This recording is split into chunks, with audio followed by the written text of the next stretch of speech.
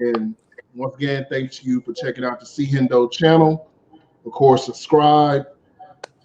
But you know what time it is. So every time I do a YouTube live, you guys know it's going down. I mean, we've had KD, Dennis Smith. We got more and more to come, but we got something special today. And before I get started, I do have some help today. I got one of my good friends, and I'm gonna have him introduce himself. Go ahead and introduce yourself, boss. What's up, man? It's Tawaine Hall, producer, creative, entrepreneur. All right, perfect, perfect. Now, of course, I know why y'all are here. We got somebody special. Let me go down the list real quick of everything that he has, right? So he's Right. professor at NC State, professor at Duke, head of the Black. Professor at North Carolina Central, not NC State. Okay, North Carolina Central. There we go. Head of Jamla, of course. Head of the Black Zulu Jedi Zulu, and unfortunately, he's a Duke fan, which we're gonna talk about. Okay. And he's a true basketball fan and a Chicago Bears fan. So we definitely want to talk about that. Okay. Mike Wonders in the building, man. Appreciate you coming in, boss. What's going on? How you doing, man? What's up with Man, bless. All right, so let's start off with this, man. So obviously my channel, I've been interviewing NBA players for about 8 or 9 years now, and my whole thing is I love sneakers. I've been a sneaker coach for a minute now, and I'm gonna ask you, man. So do you have like a favorite sneaker all time? The black infrared sixes would be my favorite. And you know, right after that is the black cement threes, and then the black bread fours. Those would be threes, fours, fives, and sixes are probably my favorite sneaker of all time, I would say.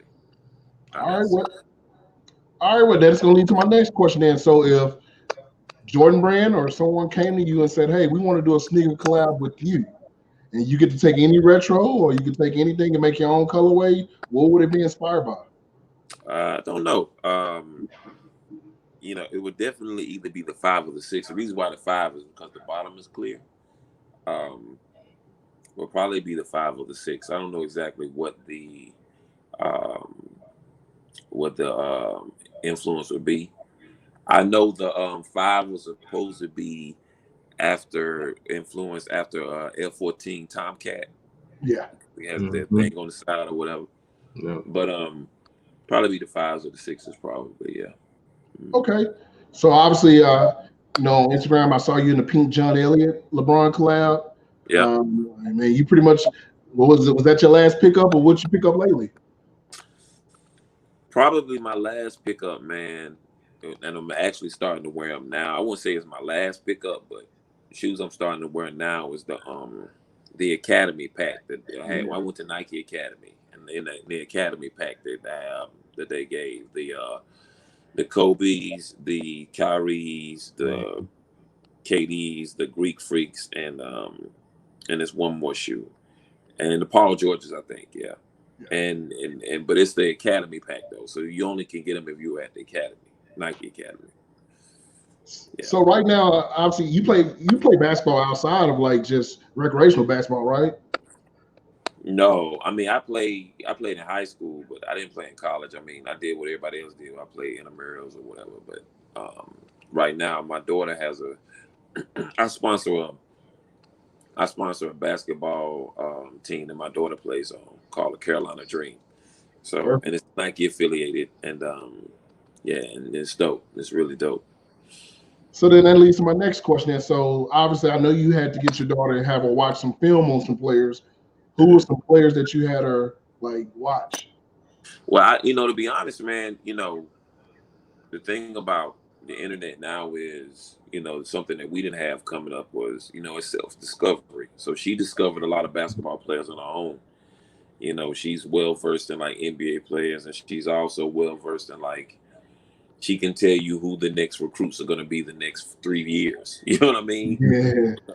Because all of the Ballers Lives and all of the different IG pages allows you to do that. So she knew about Cassius Stanley before I did. You know what I mean? So, and Cole Anthony and players like that. She knew about those players before I did. So she catches them when they're in the 8th, 9th grade and follow them all the way through their career. So I really didn't sit her down to make her watch anybody. She kind of just chose players on her own. All right, so like back in our day, like for me personally, I grew up in the early '90s and stuff like that, and my biggest thing was like if I wanted to watch anything basketball, was it be NBA Inside stuff, and now you Right. have like you got NBA TV now. And Lord knows if we had that in our generation, like during that time, it would be crazy. How do you feel about social media and basketball? Because it does help players. Like, look, I didn't know about Zion until about 4 years ago, and I covered the NBA. So like, and then I found out about Zion through social media. So how do you feel about that? I mean, I think it's it's all about access. I think it definitely creates an opportunity for players now to, even with the whole NCAA should they be paid thing. Their players are really showing their worth before they even get to school or their popularity. Zion came to Duke with, he already had 1 million followers. You know what I mean? And I think it shows the corporations and it shows everybody that yes, these players should be paid for the entities that they are before they even get to school. Now the flip side of that is, are we giving our players, being given too many accolades too soon? You know what I mean? Or too much attention too soon.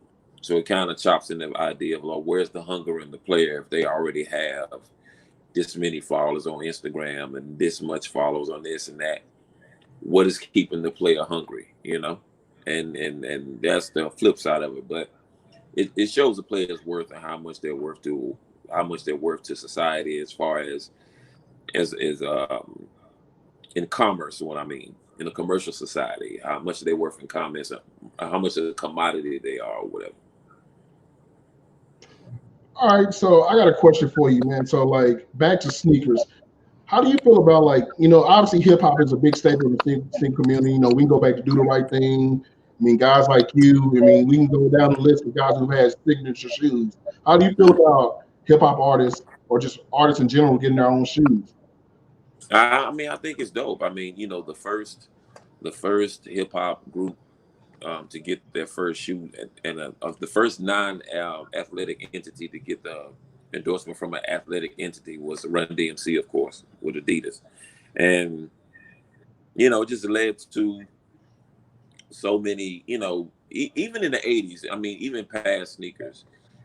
Sports and music has always been a tie anyway.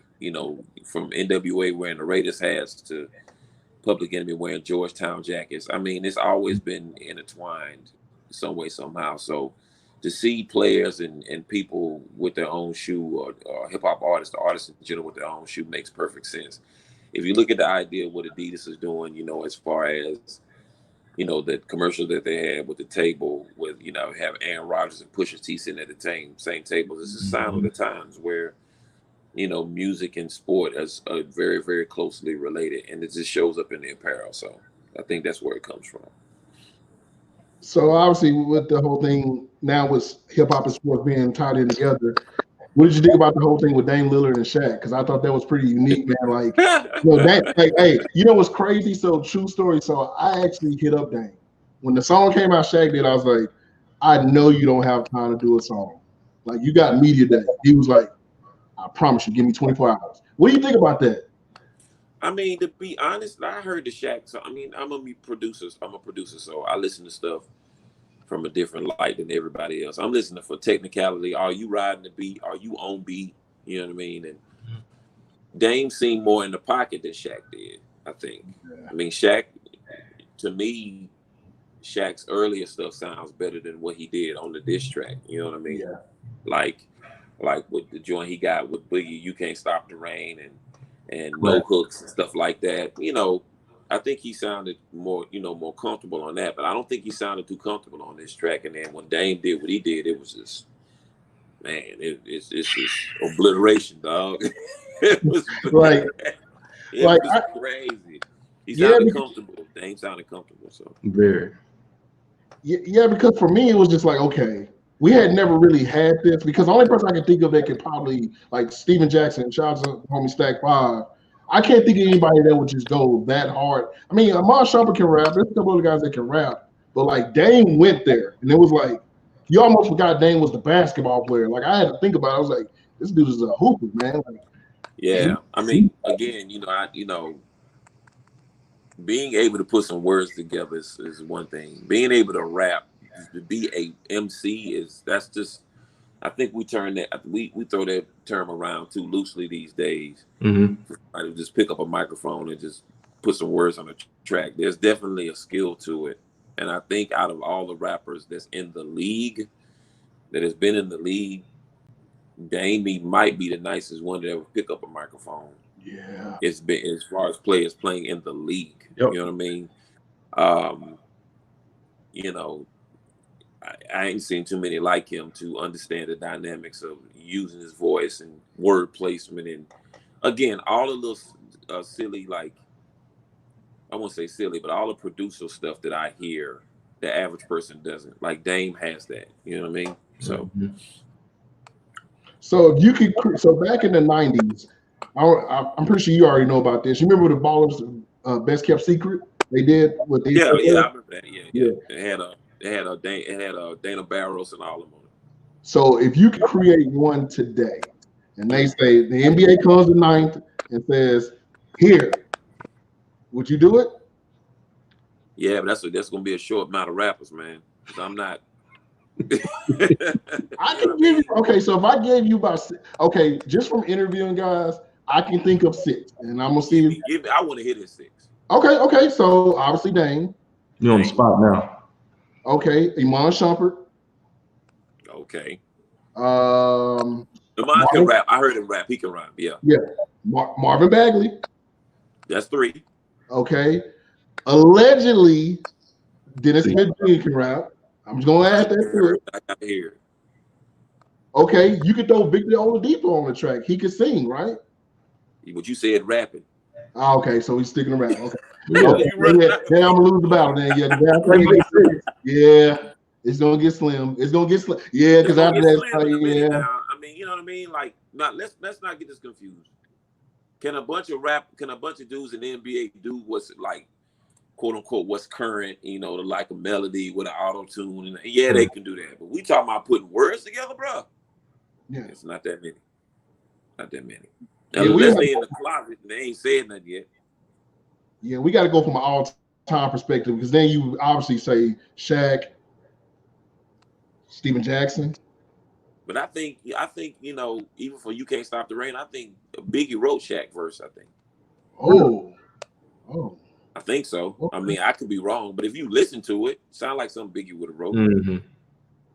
Yeah, because I always thought there was a track that Shaq did. I don't know if you remember this. He was on a song with Jim Jones one time. It was on some compilation.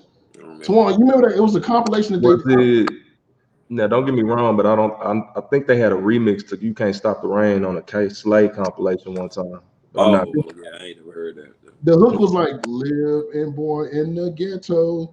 I'm telling you, I'm gonna send it to both of y'all. Shaq was on a song with Jim Jones now, and he started rapping. I had never heard Shaq rap like this before. It sounded like somebody wrote it. I couldn't just put it together. So, hey, that's interesting. Check that out. So, if you could think of some rappers that should be hoopers, who would come to mind? Obviously, it's like well, if you're a hooper, you're a hooper. But who would be some guys in the NBA that were rappers, or even just do artists in general? We'll do R&B, because I know a couple of guys like Brian McKnight, of course, who can play basketball. But who? Brian McKnight can hoop. Cameron can hoop. Yeah. Snoop could hoop, and you know, Snoop could hoop. Okay. James. James who? Chains. 2 Chainz. 2 Chainz. Oh, 2 Chainz. Yeah, 2 Chainz can hoop. Let's see. Dave East can hoop. Daylight, the rapper Daylight from LA can hoop. Quavo. Quavo can hoop. Yeah. Who else? You already said J. Cole, right? Cole can hoop. I hate to even bring his name up, but if we just talking about his skill, R. Kelly can hoop. Yeah, I was gonna leave him. You know, I said Brian McKnight, and I was like, I know who I want to bring up, but yeah, I know you want to bring up. Yeah, we just talking about his skill. We talking about people that can play. Like, these people can play. You know what I mean? Like, there's a few other ones that can hoop or whatever. Like Cameron was, a really good New York City point guard. Like, I've heard stories about Cameron. Yeah. Yeah, he went to school down here in Texas. I can't think of Navarro State, right? Navarro, right? Yeah, Navarro. Yeah, so he actually went to school down here, which is crazy. Master Peak of hoop in this time. Yeah, yeah. His son can hoop. His son can hoop too. Yeah, there's plenty of dudes that can play, man. Man, that is interesting. Yeah, it's a lot of guys because I remember Romeo was on the team with DeMar DeRozan, if I'm not mistaken, right? Yeah, he played at USC. Yeah, yeah. Hey, what's crazy about that is this. P had them wearing the P Miller shoes. I don't know if you remember that. They was all in the commercial together. Like, it was crazy. It was DeMar and all of them. Coached by Tim Ford. He could play. Well, then I guess we need to get into some college hoops, man, because we got a bone to pick. Duke. What bone we got to pick with that? Man, like, really, dude? Like, Duke? Like, you couldn't like North Carolina? You had to pick, like, tell me. Okay, I know you're a real Duke fan because I've heard you talk about Duke in a different manner. Like, you really take a lot of stuff to heart when it comes to Duke. So I know you're a real Duke fan. But when did the whole Duke thing start for you? For me, you know, I'm living right. You know, I live in the Raleigh-Durham area, and Durham has an area called Black Wall Street. There's also Black Wall Street that was in Oklahoma as well, but Durham has an area called Black Wall Street, and that Black Wall Street was in the early 1900s. And there was a man in Durham at the time by the name of John Merrick.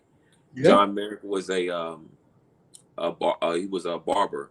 He was a young barber in his 20s, and he had high clientele of white tobacco farmers and white high philanthropists and industrial high corporation people in the early 1900s. And so one of his clientele came to sit down in his chair one day and asked John Merrick, which is a young black man, how would you like to own this barbershop? And John Merrick kind of looked at him and was like, what do you mean? It's like, I could teach. So the man is a white man. He said, I can teach you real estate and you can own this barbershop. Well, the white man taught him real estate, and like 2 years later, but shortly after that, not only did he own the barbershop, he owned a lot of businesses in the Black Wall Street area. So then after that, John Merrick, when he got his money up, he went back to this same man and was like, I'm trying to start an insurance company. And he started an insurance company called North Carolina Mutual Life.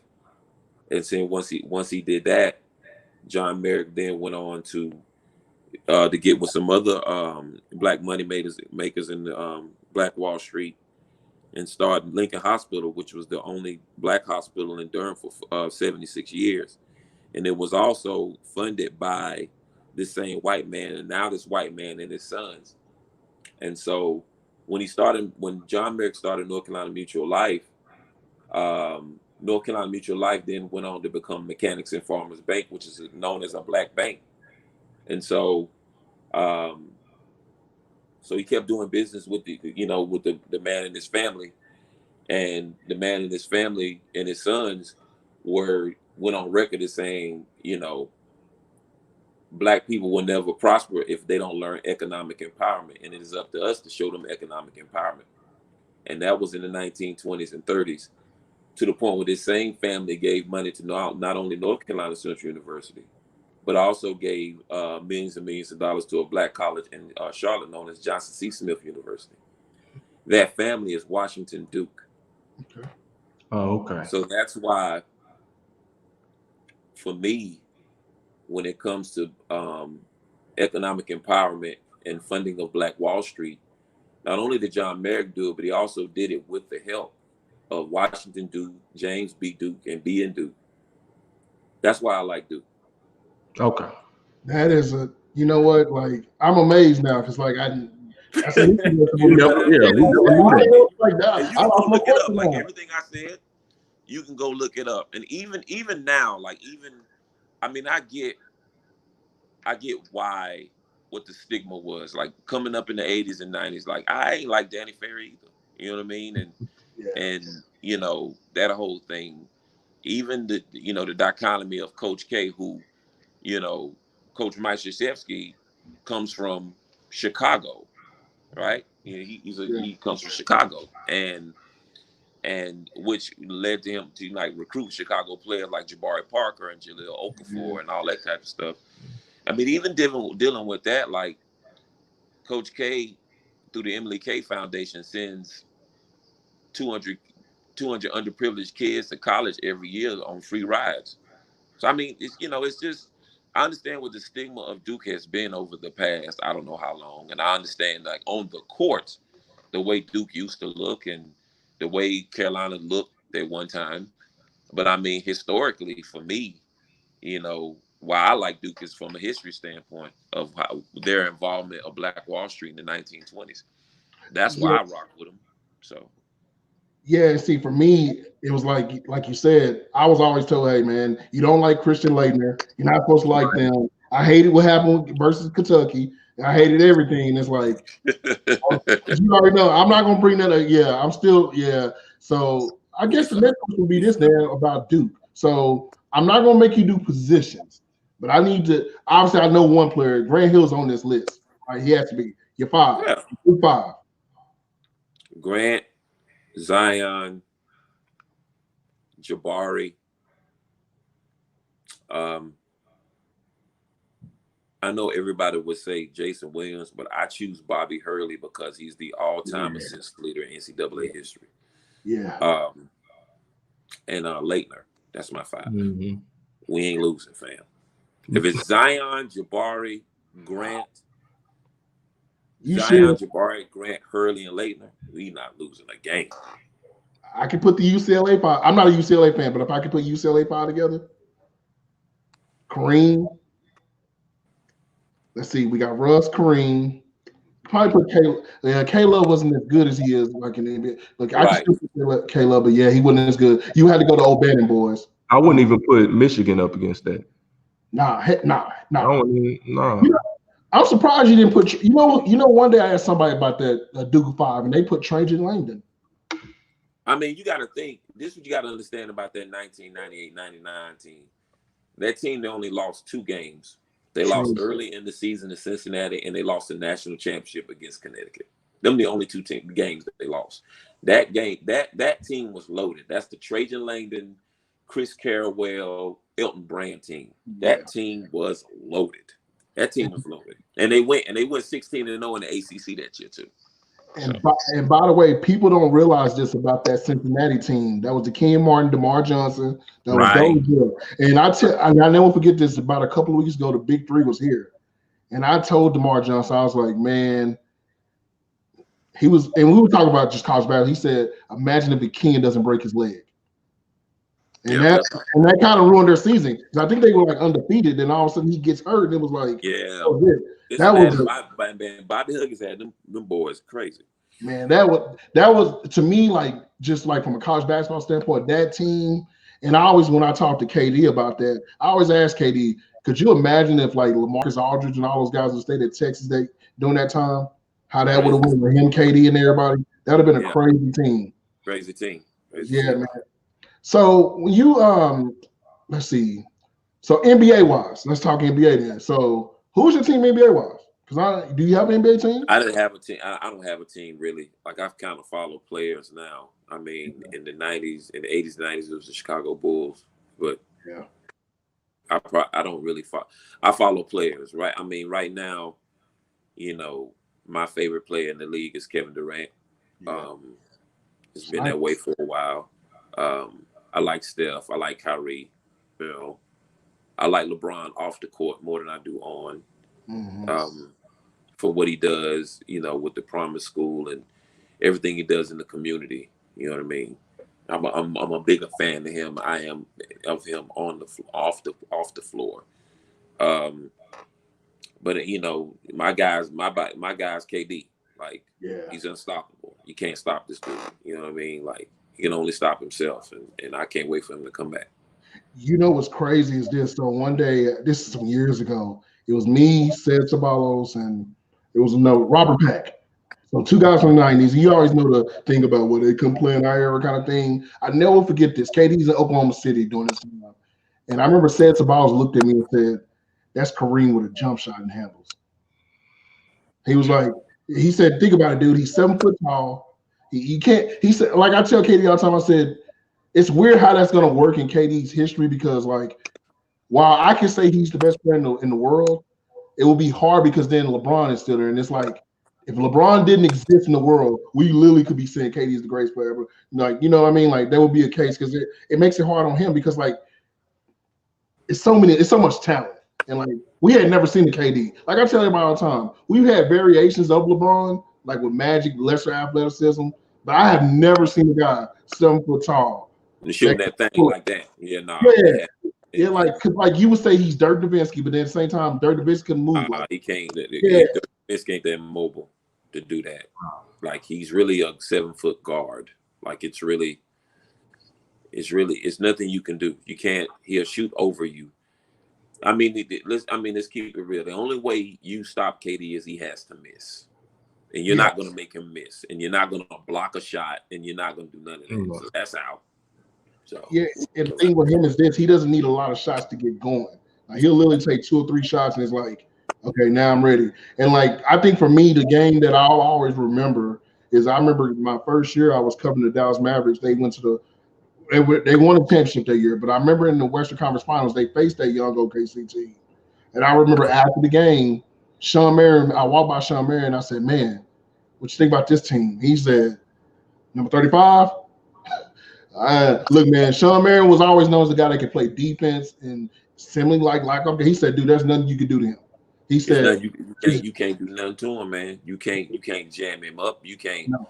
He's gonna get the shot that he wants. Like, and I think that is the singular thing that separates him and Mike from everybody else.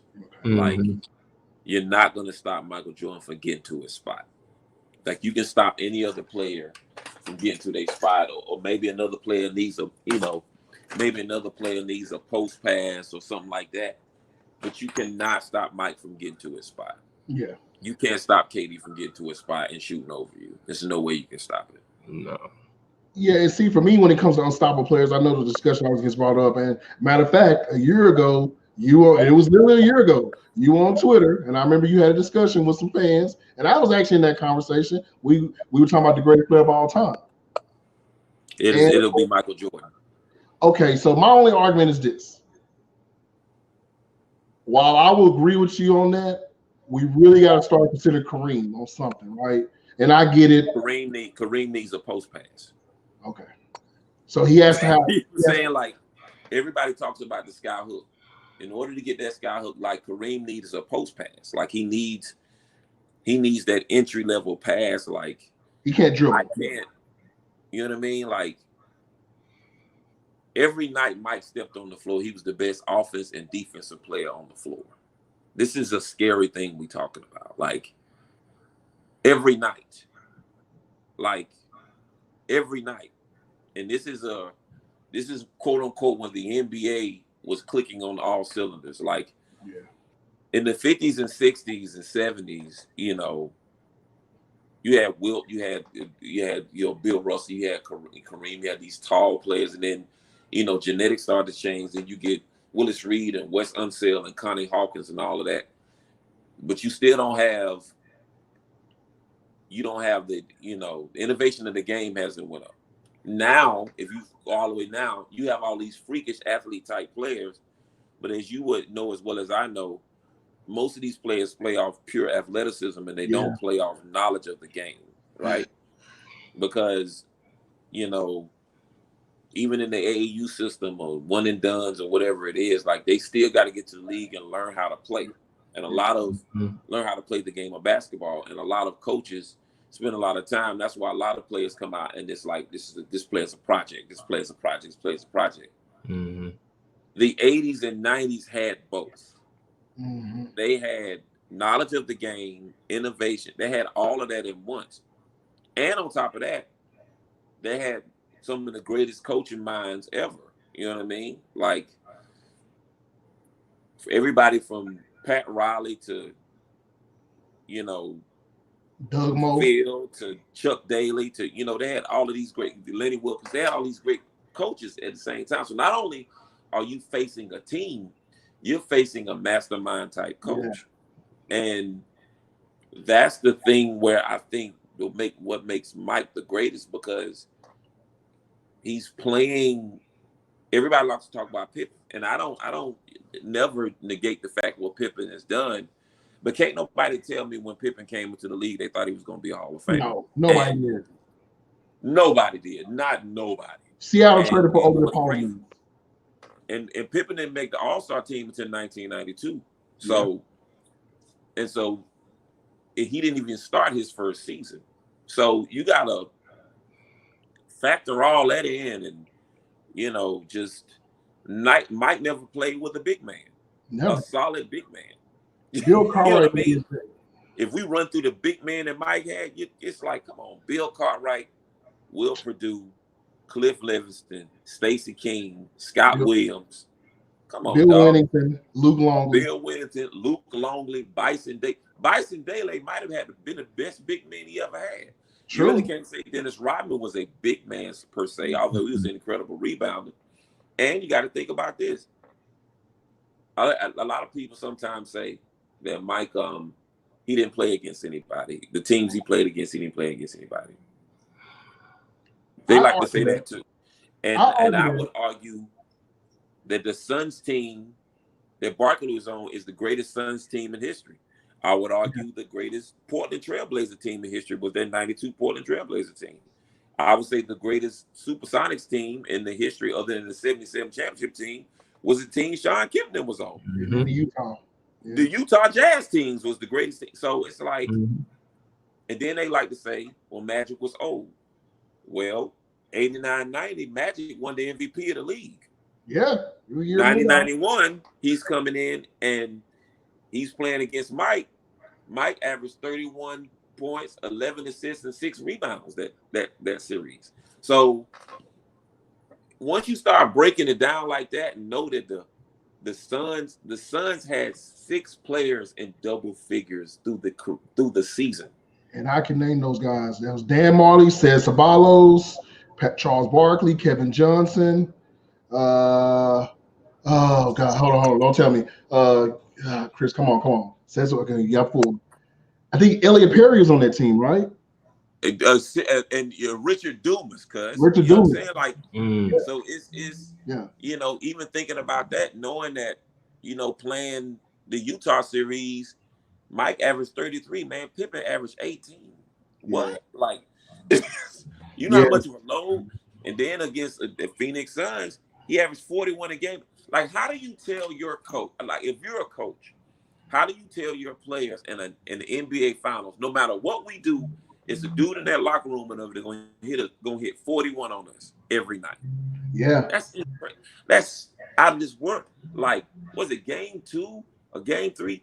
He had 56 points. Game 3. And shot 60-some% from the field. Like, what? Like, yeah. Said all that to say, like, when all cylinders are clicking in the NBA, when everything was at its height, from defense to everything, when hand checking was in, when flagrant 2 fouls now was regular fouls. Right.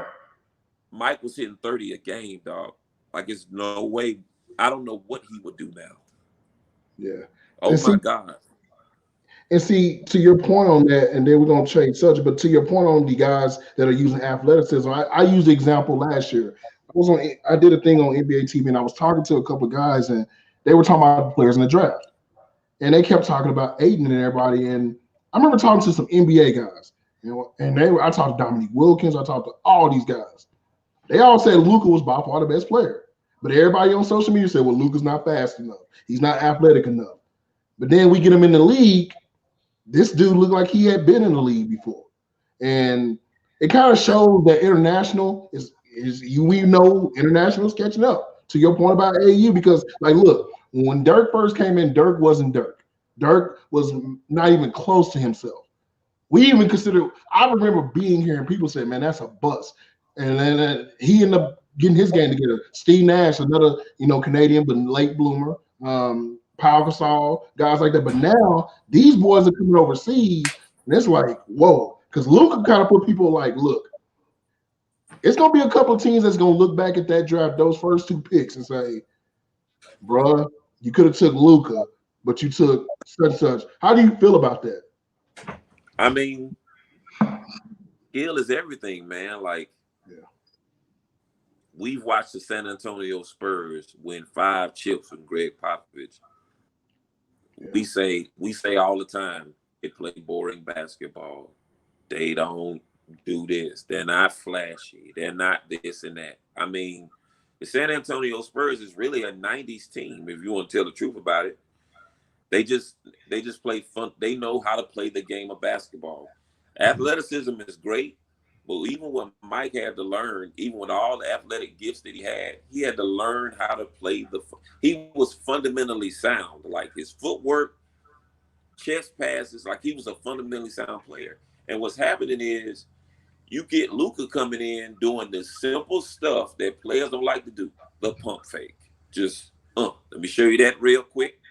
That type of stuff, like, and I think a lot of that's lost in translation when it comes to travel basketball. It's just up and down, up and down, up and down, up and down. And even to the point where players don't really understand the idea of losing. Like, if you play in a tournament on the weekend, you'll play a game, your team might win or lose, and you ain't worried about it, but because you on to the next game. The difference is when you play pickup basketball in a college or whatever, and you walk into a full gym and the gym is packed, you're trying your best not to lose, because if you lose, you're not getting picked up by nobody else. Everybody else got their 5, you going home. So all of that comes in the idea of fundamentals will never leave. You know what I mean? Fundamentals is the basis of everything. And I think Luka understood that, from him playing European ball with fundamentals, where they're not really blessed with a whole lot of physical talent, but shooting and, probably the reason why I like girls basketball, because they can shoot. You know what I mean? Dog, did you see Della Dunn? 50, 40, 90? They can shoot. Yeah, they can shoot, dog. And, just think about it. How many players in the league, and it goes back to the, what would MJ do in this league? Oh, 35. You brought up Russell Westbrook. Yeah. The reason why Russell Westbrook got off the way he got off, he can shoot a 15-foot pull-up jumper. Yep. How many players in the league can do that? Not many. You know what I mean? Trust me. I watch them before the game. It's a constant struggle. I watch the pregame. They can't even pull up. They don't even know how to pull up. The majority of guys can't even pull up. Yeah. And I think, like, the Russell Westbrooks, that's what makes CJ McCollum so lethal. Nasty. He can pull up off a dime. And it's like, when you can do that, that's, but it's fundamentals still work, regardless of what. Yeah. All right, so me and Tawaine had some fun before you came in here, and we thought about something, and I'm gonna have Tawaine take this over for me. So I always said we need Ninth Wonder to do a movie soundtrack, and we thought about movies from back in the day. Okay. And I'm gonna have Tawaine take this over. So Tawaine, I need you to kind of give him the premise of that whole conversation. All right. Okay. So what we were talking about was, if you had a choice, early 90s films, Do the Right Thing, Boomerang. What else did we bring up? Juice, Boomerang. Brought up Juice, brought up Boomerang. If you could do any of those over, the soundtrack, Above the Rim, stuff like that, which one would you choose? Juice. Hands down? Easy. Okay. I would redo, but there's a stipulation to that. Okay. I think all the soundtracks is crazy, because I just got all of my soundtracks together a couple of nights ago. But I have the Great White Hype soundtrack. I got Jason's Lyric. I got Hoodlum. I have Sugar Hill. I have Poetic Justice, Love Jones. I got all these Juice, New Jack City. I think all these soundtracks are great. If I had the chance, if I was going to do Juice over, let's just say they gave a reboot to Juice, and we did, which I hope they talking about rebooting New Jack City, and I hope they don't. But they talking about reboot. They're gonna reboot that. They talking about reboot, Set It Off. All these soundtracks. If we did reboot Juice, we have to keep Uptown Anthem. I cannot remove that song. What like, about? You cannot remove Uptown Anthem from Juice. Okay. There's no way in the world you can't do it. Don't There's a touch. few other songs you can't remove either, but Uptown Anthem is the one you cannot take off. So I have to build around that, pretty much. Okay. Keeping it hip hop. Eve is out. Congratulations to everything on Eve. Thank you. We love that. Rapsody is amazing. One of the top rappers, period. Not a gender thing, period. Right. How do you feel about rap actually getting her flowers in this era? Because I noticed it's happening at a speed that I didn't notice before. You know, I've been kind of in tune with things, probably going back to like 2010. You know, the B girl. So, how do you feel about her actually getting her just desserts at this point?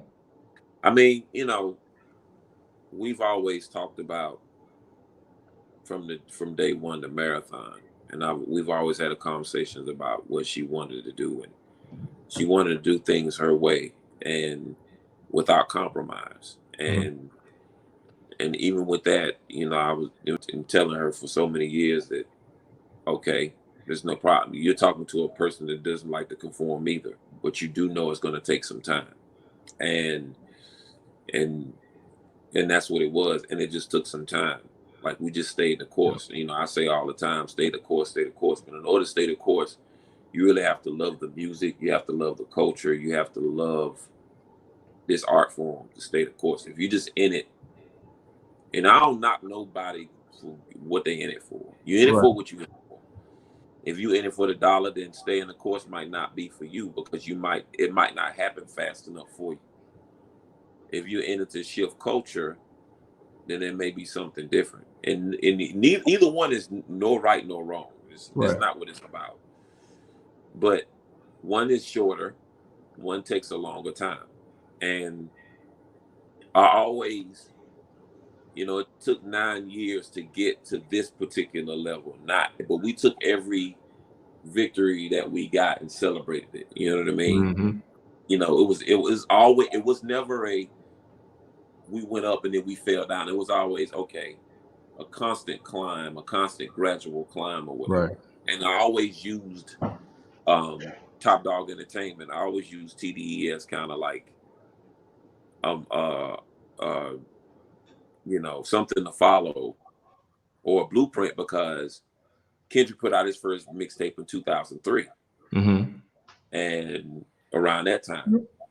And we don't get Good Kid, Mad City to 9 years later in 2012. So if you look at it that way, we're right on time. You know what I mean? Yep. We're right on time as far as getting to that level. Although Layla did some great things, as far as this type of reception, we're right on time.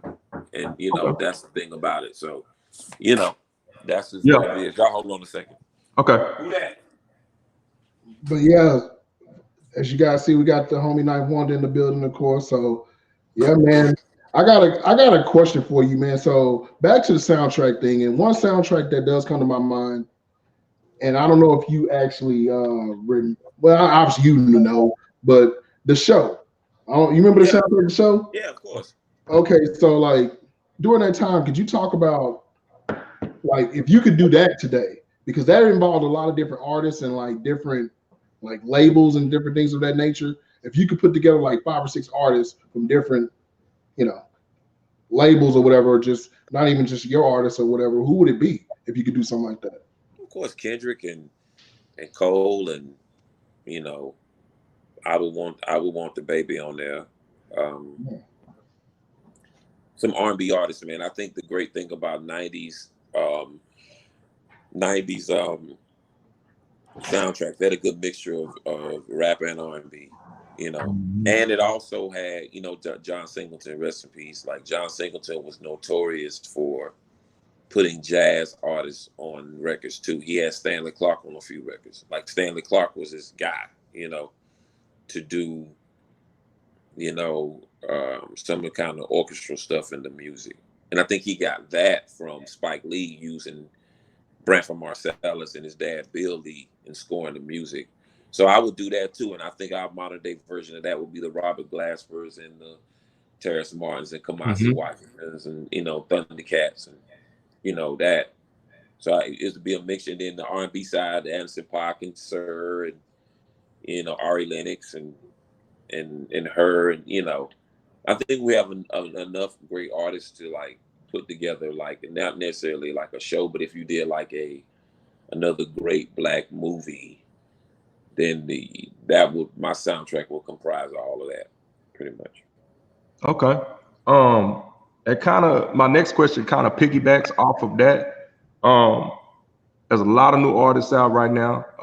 Is there anybody that you have not worked with yet that you would like to work with? There's so many, man. So many. Yeah, because it's like once you get to the point where you feel like you work with anybody, here come 10 more people. You know what I mean? Like it's that, it's a bunch of, it's just that. Like I've been blessed enough to work with Destiny's Child on one end of the spectrum, and then 3 months later work with MOP. You know what I mean? Like that. You'll never put them in the same box. But now it's just so many, man. Like they just keep coming. Like they don't stop. Artists don't stop. And the great thing about now is now you have artists that sounds like somebody from 20 years ago, which is great, I remember you having a conversation with Crit, and I watched that interview a lot where you say it comes in cycles. Could you speak to that a little bit more, kind of like at this time frame? Yeah, man. It's to recall the conversation I told him, and that what's crazy. That was the first night I met Crit. Jamla XL called me. I was in New York. He called me to come to his with Penthouse where he was, and a young Big Crit was in there. And I had been listening to him already, and I told him to prove me right. Where'd you get your influence from? And he told me, I've been teaching at universities for the past 12, 13 years now. And the one thing I noticed, I don't think we understand how young these kids are. We don't, Zion Williamson was born in the year 2000. Like, let's just think about that for a second. So, when we start yelling Nas and all of the Redman and whoever to these kids, and we expect them to know and they don't.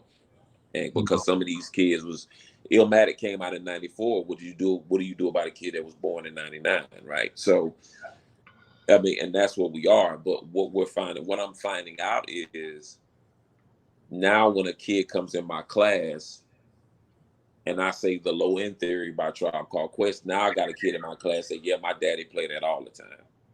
And so we got to understand what our new classics is, and whatever Tribe is to these kids, that's what Earth, Wind, and Fire was to us. And that's what I was talking about, the Crit. And like I said, it keeps coming around because if you think about it, Mercy, Mercy Me and Hear My Dear and all these great Marvin Gaye and Songs in the Key of Life, that's 73, 74, 75, and 76. If we think about it real hard, and 77, if we think about it real hard, 20 years after that, 95, 96, 97, that's Brown Sugar and Baduism, which is a direct effect of 20 years prior, even from the movies from New Jack City to New Jack City and Juice. It was a great run of black movies from like starting, if we want to start, let's start coming of age movies, black movies. Let's start at House Party and work all the way up to like Love Jones, right? That block of time, even looking at New Jack City, was directed by Mario Van Peebles, who was the son of Melvin Van Peebles. Nobody really paid attention to the chief of police that was on New Jack. The chief of police on New Jack was a man by the name of Thalamus Rasulullah. He was a 70s black exploitation flick guy. Really? You know what I mean? Yes. If you look at his case, his name is Thalamus Rasulullah. He played in a lot of the like, Nigga Charlie and Ain't running no Shaft Goes more. to Africa, and Shaft and Foxy Brown and Coffee and Claudine and all of these movies. So all of that black exploitation films in the 70s were 20 years prior to New Jack City. It's like everything runs in cycles like that. So it makes perfect sense when we hear Joey Badass. Yep. Yeah. And then trace him back to Black Moon 20 years before. It makes perfect sense. So that's what's happening. That's what happened with Critton. It's going to keep happening, man. It's going to keep showing up again in different, not only from music to fashion. It's the same thing. Like kids' clothes are getting, we was tripping out about kids' clothes being tight, but now if you look, now kids' clothes are becoming a little bit more baggier than they were. And so now you got kids running out buying Wallabies and Timbs and all of this and wearing their hair skinned on the side or like dreaded on the top, and they thinking that's new until I show them a picture of Leaders of the New School and they like, damn. So it just runs in cycles, man, and it's going to continue to run in cycles with us. So a little question for the fans. Are we getting any Dream merch on the Wonder Years projects anytime soon? I gotta ask. If I can stop these artists from putting out music, maybe I can work on something on my own. Yeah. Like, I don't know, man. The Wonder Years compilation albums are tough to put together these days. Everybody's so busy, everybody's always moving around. And so that's kind of tough, but I would love to do another Wonder Years of Dream Merchant. I started on Dream Merchant 3, but then once we got rolling here, man, once I started, making sure I'm executive producing these albums right. And I started getting into education more and more, traveling to not only one school, to 2 schools, teaching at 3 schools at one time. Yeah. And started doing, started getting into basketball the way I am. Not only just being a fan, but, now having conversations with players about culture and where they stand in society. It's tough to me to work on a compilation. Right. And that brings me to my last question. I'm glad you kind of ran into that a little bit. How important, well, I know how important it might be to you, but can you speak to the fact of the importance of college in an era where I feel like people have kind of removed or try to remove the importance of it based on how readily available information may be? Here's the thing about college, you looking at a college dropout, which ended up teaching in college, which is crazy. But the thing about college that I think that would help, a lot of kids always say to me, why should I go to school? Because most kids going to school now, they want the end game, they want the check, right? Whatever the job is going to be, right? And Young Guru and I talk about this all the time. The clerical jobs that used to exist back in the late 90s and 80s and 70s and 60s. Just think, for example, a paralegal. A paralegal, you can get a job being a paralegal 30, 40, 50,000, walking papers from the 4th floor to the 5th floor to the 6th floor. When email was created, that cut that job out, right? And so now you're getting more kids graduating from college back home with their parents, or coming to me after graduation or 6 months after graduation, and I still ain't found no gig. You know what I mean? But for me, when a lot of kids come to me and say, man, should I go to school? I want to be a rapper. Should I go to school? I don't know. And I tell them, like, go. Because number one, you have a built-in fan base on your campus. You might be the rapper, but now there's somebody in your dorm designs. There's somebody in your dorm could be a website. There's somebody in your dorm can be a manager. There's somebody in your dorm can do. So you already can have a running record label in your dorm, right? With just your friends. And then the most important thing I think that college helps out, that a lot of kids kind of struggle with, man, because of technology, it teaches them how to talk to each other, like having a conversation with their mouths instead of their phones. but they don't understand why you go into a job interview and you bomb on your interview because you don't know how to talk, Exactly. or you don't know how to establish a rapport with somebody. You know what I mean? And so I tell kids all the time, like, at least if you don't go finish, go for the camaraderie, go for the lifelong friendships, go for to be able to network, go to learn where you should make, learn to make your mistakes on learn to make your mistakes on Uncle Sam dime before you make them on your own. Right. And don't be so quick to, I tell my students all the time, I ask them, I say, yo, y'all going to grad school? So I'm like, nah, I'm ready to get out of here. I said, look, don't be so quick to become an adult, because adulting ain't fun, bro. No. And so Yeah. I think college helps out in that particular way. And, we've been forced down kids' throat now to believe that being smart ain't cool no more. And I don't know when that started, but, being knowledgeable. I hate the word woke, by the way. I ain't never liked that word. Me either. I ain't never liked the word woke. Yeah. But I do believe of being aware of what's going on around you and not being no dummy. Like, it ain't never been cool to be no dumbass. You know what I mean? Like, and they ain't got to do with you making A's, straight A's, and nothing like that. Just being aware of your surroundings, whether you sell dope, you want to be an engineer. Like, the smartest dudes in my hood when I grew up, man, in Winston-Salem was the dope man. Yeah. He was the first entrepreneur I ever known. You know what I mean? And that's, they ran a full-fledged business, and that's what it is, man. It's not cool to be a dummy at all, in no way, shape, or form. So yeah, and I got a good question for you. So I'm gonna go back to when you said you have an ear. Obviously, you have an ear for music, and you hear things. So, like, I always go to Tawaine on this because, like, I'm not in the music industry, but, like, he's involved into it, and I hear producers and they listen to different music, because I'll give you an example. Like, when Freddie Gibbs just dropped his album, Bandana, and I'm listening to Crime Pays, I hear this sample, and I'm like, wow. And then I find out from Walt Barr. I look at guys like you and, Mad Libs of the world. You guys listen to everything. Like, it's not like just like music stuff. Like, it's not just rhythm and blues, R&B, or whatever, jazz. It's like, it's everywhere. Like, is that something that, like, you pride yourself on? Like, because obviously you brought up Earth, Wind, and Fire. And like I said, one thing I remember to recent day was when you did the deal with Spice Adams, and also I heard "They Can't Hide Love." That's like one of my favorite songs ever.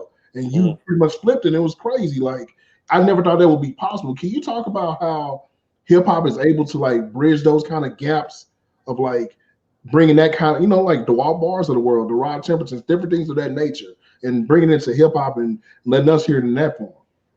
I mean, if we just talking about Black culture, period, or the culture of color, no color people, but people of color, people of hue, and that's not only, people of the African diaspora, but even, other races or whatever. We pass information through the most unconventional ways, right? Like, we've never, even from coming from when we came over here as slaves, they took everything from us, right? Yeah. So the only thing that we had, they took our religion, took our names. So the only thing that we had to pass on was word of mouth, or through song. I tell my students all the time, like, slaves sang songs to each other to let them know when it was time to run, right?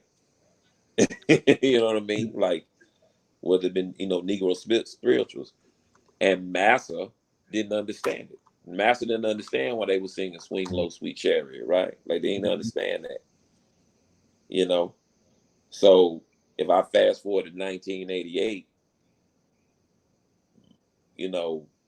Chuck D in Public Enemy was saying words to me in a message and was telling me to run. You know what I mean? Yeah. And I almost use the term massa, but some of my white teachers didn't understand that. They didn't understand that Chuck D was telling me about all these great Black leaders. So what I'm trying to say is, the way we pass messages from generation to generation is important. And a lot of the messages we passed in hip hop was not only the words, but the sound. And the sound was, I might not have known who Tom Scott was, but because of Pete Rock and CL Smooth, and they reminisce over you, I know who Tom Scott is. And I might not have known Kyle Jader, Cannonball Adderley, Lionel Hampton, Dorothy Ashby, Ann Peebles, the Drells, the Dales, the Dramatics, the Originals, the Dynamic Superiors. I can go all day naming 70s artists: Dave Grusin, Bob James, Shelly Manne, the Silvers, David Axelrod. Like, that wasn't played in my house when I was growing up, dog. Like, you know, only thing heard in my house was James. Let me tell you what's heard in my house: James Cleveland, The Mighty Clouds of Joy, Reverend C.L. Barnes, Rough Side of the Mountain, the Clark Sisters, Andre Crouch, and then Luther Vandross. Like, that was the only thing that's heard in my house growing up, right? Mostly gospel, but it was some R&B. And then my brother played like Cameo, SOS Band, and all that. But once we start, let me show you something, man. Once we start talking about like this, like this is Jerry Butler and Jerry Butler and Thelma Houston. I didn't know who Jerry Butler was. Like, I didn't know who he was when I was 14 years old. Like, I didn't know that. I didn't know that until I found out that Jerry Butler was the sample of Method Man's Bring the Pain. Like, and that's when, now that's the wormhole done started now. Now I can go and look. Now I'm trying to buy every Jerry Butler record that exists.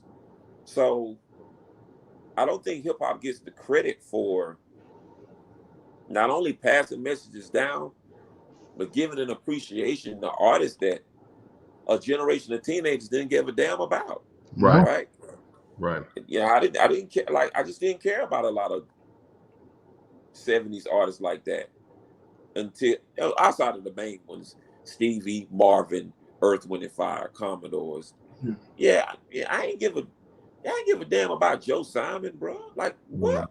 When I was 14, 15, Joe Simon, what's that? But once I started digging for records, man, and started traveling the world digging for records, when I seen, who did I see? When I went to the White House one time with Rap, she had to perform at a jazz festival. Dude, I saw Chick Corea. I lost my mind. Like, and you were like, some people like, who is Chick Corea? Like, I lost my mind when I saw Chick Corea, bro. Like, I didn't know what to say. I lost my mind when I met Roy Ayers for the first time. I'm glad you brought that up. You should. Roy Ayers. You know what I'm saying? I lose my mind when I see these people walking around like in airports and, dang, man, you walking up to them shaking like, oh my God. Like, I met Bobby before Bobby Womack died. I met him backstage at the Fallon show. And you know what I mean? I met Bobby Womack. And I never forget it. I went up to him. I said, Mr. Bobby Womack, how you doing? My name is Night One. I know you don't know who I am, but I sampled a song for you called Jealous Love. And I said, there's a part in the song that says, where you gonna hide? And you know what he did back to me? He said, hi. I said, this is crazy. This is crazy. You can't even understand that feeling, man, to know when the person you sample is sitting right in front of you. You know what I mean? And you can have a conversation of what they would think about in that day. So that's what hip hop has done. I think it's the most unconventional bridge you can have to the past, I think. Yeah. See, my example of that, when you brought Roy Ayers, like, I had my nephew with me, and we saw Straight Outta Compton. And of course, the opening scene. And it's so funny. On the floor. Yes, sir. Yes, sir. Bro, he's laying on the floor, right? So my nephew hears the song, and my nephew, he loves R&B music. So you know who he thought that originally was, right? The Mary J song. He thought it was, My Life, Yeah, and I was like, no. I said, you probably want to look this up. And then I showed it to him after the movie. He was like, this is amazing. And he listened to the album on his phone. He was like, I never heard this. And I was like, It's crazy how it works, right? And he said, that's Dr. Dre. I said, but you got to realize this. Dre grew up in that time where like that was the thing. You got to realize guys like you and Dre, y'all came right in that era where it was like, it was R&B, super R&B, and you had hip hop, but at the same time, it was like your resource was that.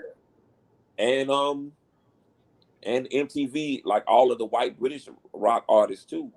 Like I don't sample In the Air Tonight by Phil Collins to make Cleo for rap if I never heard who Phil Collins was. You know what I mean? I didn't know who the Pet Shop Boys was until I heard you talk about.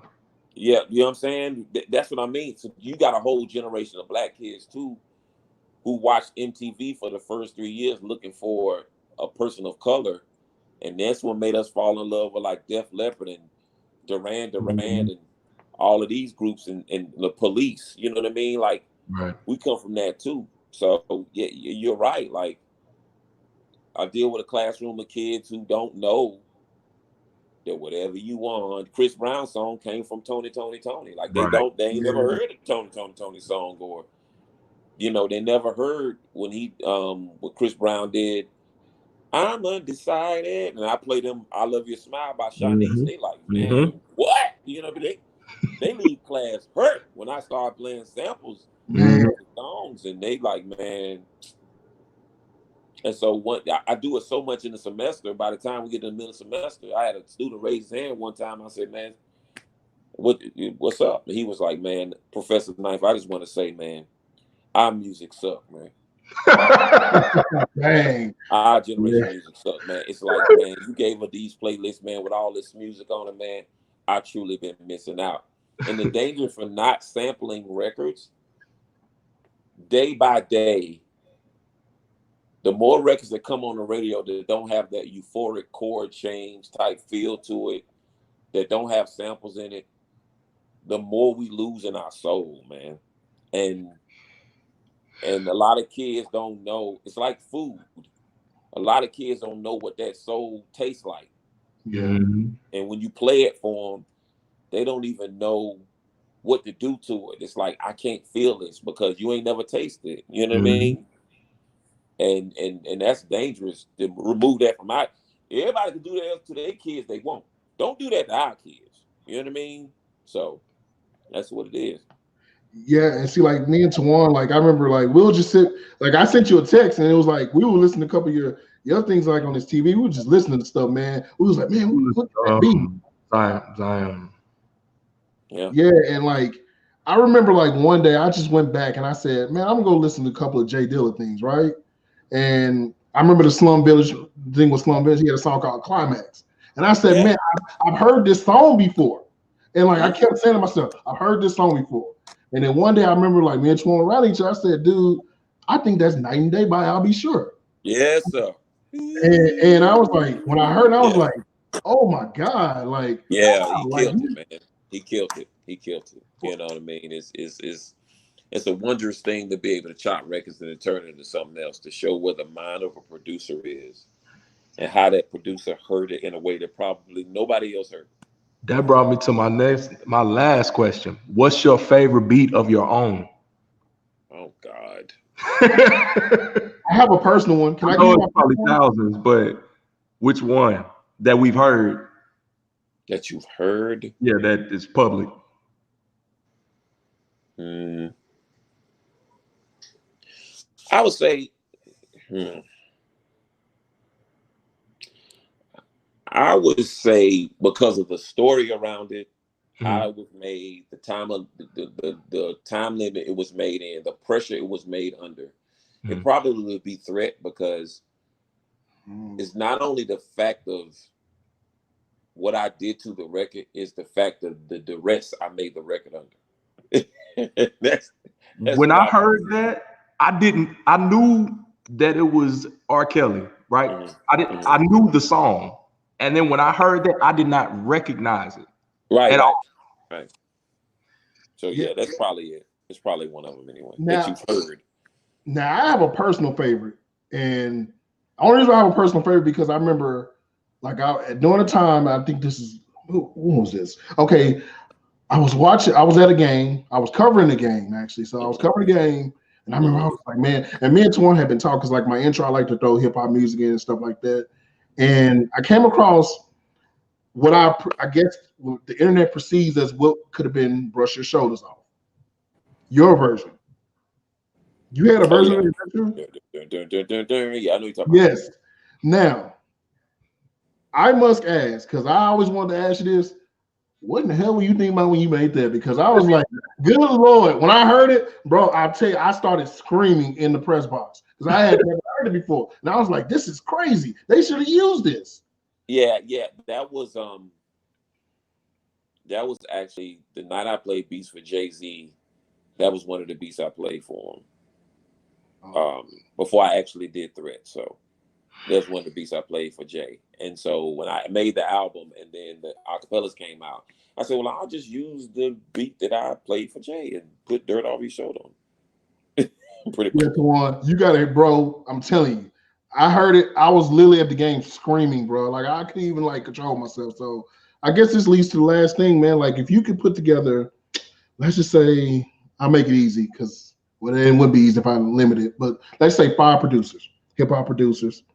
And y'all can make a compilation to represent the time of hip hop from today, from the start. Or not really the start, because there's no such thing as a start. Because I feel like hip hop has been there. It's just that it just come to many come to fruition at that point. If you could put 5 producers together and you'll be the 5th, who will be the other 4 guys?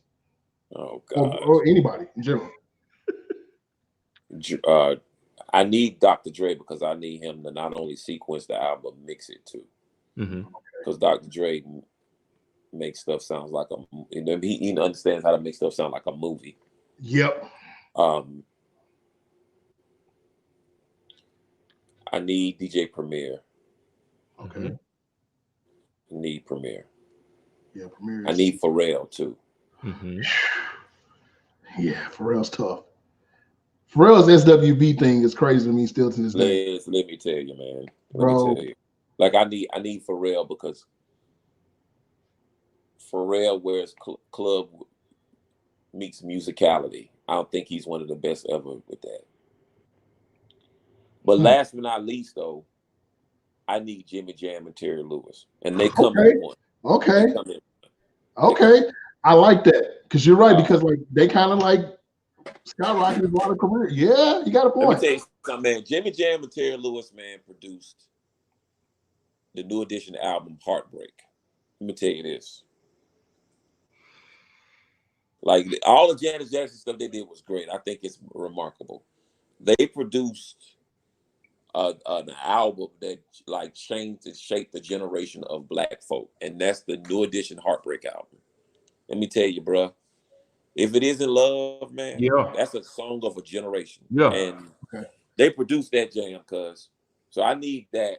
But then they also produced "Optimistic" by Sounds of Black. I mean, you see what I'm saying? Like, they did that. Yes. Yo, they did that. They did all the SOS band. No one's gonna love you. They did all that. Yeah. They did I'm Only Human by the Human League. I'm only human. They did that. Wow. Hey, look, man. Jimmy Jam and Terry Lewis, bro. You look, it's not fair. It's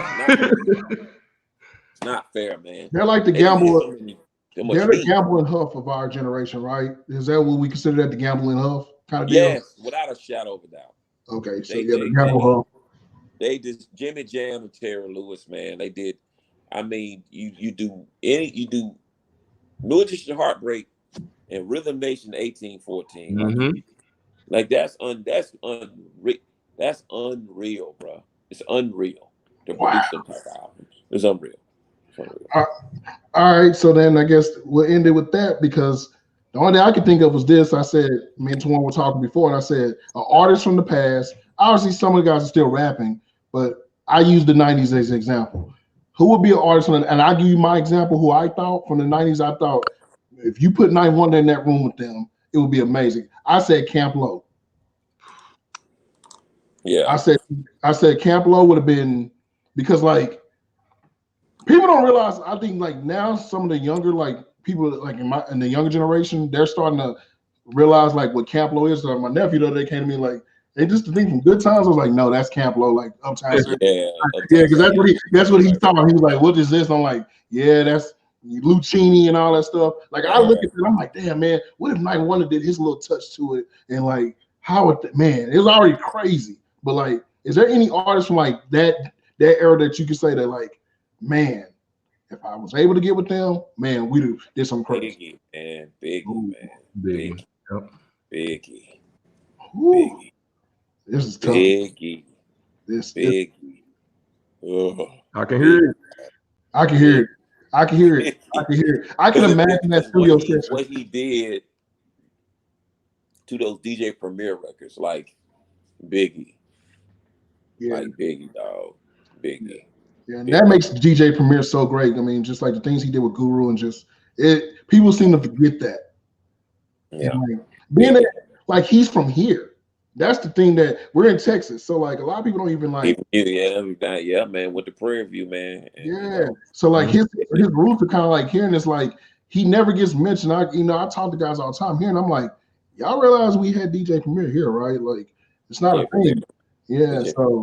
So man, dog, this is crazy, man. And shout out to my guy Kevin Durant, man. Like that, me and that guy been knowing each other for a while, and he was like, man, this has been great. And I think, man, this is amazing, man. I feel like I got somebody here now outside of the basketball court that actually knows the game of basketball, which is great. A lot of times I get guys and they start talking crazy. I'm like, man, okay, but you actually know the game, and that's just dope. Not only do you know that, man, you know sneakers. You're part of the culture, like you are the culture, and I think that's huge for like everybody. You know everything, man. So like, I'm amazed, man. I'm honored. We're honored to have you on this, man. Like, definitely got to redo this again. And get you on. I told KD we're gonna get everybody in the room together next time. Yeah. So it's because we got a lot to talk about, man. It's gonna be fun. So yeah, man, we appreciate you. What you got coming up, man? Anything special coming up? Nah, man, just more music, man, and that's all we doing, man. Just more music. That's about it. Y'all heard it? Yeah, huh? Jamla the Squad coming soon? Nah, man, we wait 2 years to do that. Probably be next year after next, hopefully. So yeah. Okay. Well, y'all heard it here first, man. So we're gonna end this chat, but stay in here. We're gonna end it. Stay in here real quick. When we're gonna end it right now. But we appreciate everybody tuning in. I know what's gonna happen. It's gonna be after the fact. Everybody gonna start watching this and be like, "Whoa!" It actually happened because trust me, man. The KD thing caught people off guard. So this is dope, man. We appreciate the fans that are in here right now. Ninth, I'm gonna tell you this, man. Just from a personal standpoint, people, when I had posted this. So many people did not believe me, and it's crazy. I've had Kevin Durant, I've had all kind of people. This was the one that a lot of people was like, nah, no way. And I don't know if you realize how important you are. Yeah, I don't know if you realize how important you are to hip hop and just in culture in general. But this guy that's on here with us, Tawaine, was the guy that put me on to you. During my roughest times, especially during my young years, this is the guy that kind of told me, like, look, man, this dude is the one, man. Like, this boy's a walking encyclopedia of everything that you've done. So I learned listening to this, man. So that's what it is. So we appreciate you, man. But we're gonna end this. And like I said, stay in here real quick, but we're gonna end it right now. So we appreciate y'all for listening and watching this. We're gonna end this right now. Peace.